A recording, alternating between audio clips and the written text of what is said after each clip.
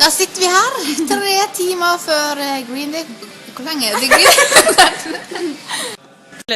Nå.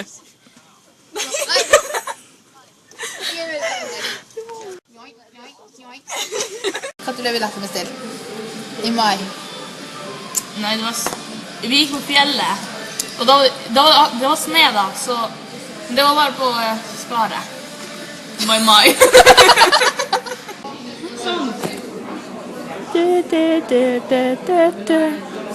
Pernille, hvor mye gleder du deg til i kveld? Filmer du? Ja.